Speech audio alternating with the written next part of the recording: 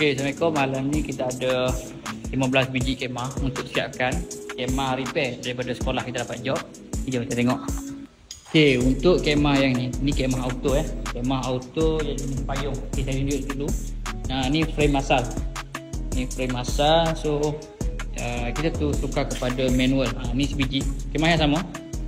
Kita dah tukar sebiji. Kita custom pakai apa panggil ni? Pakai fiber secara manual.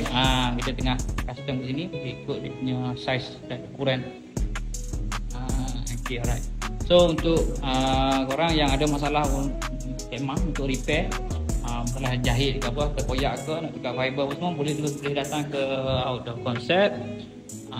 Boleh terus datang ke Out of Concept.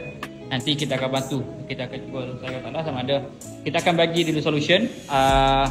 Anda kata okey, baru kita terus jalan. Kita tak terus buat tanpa persetujuan daripada customer. So korang berminat boleh terus dapatkan sekarang.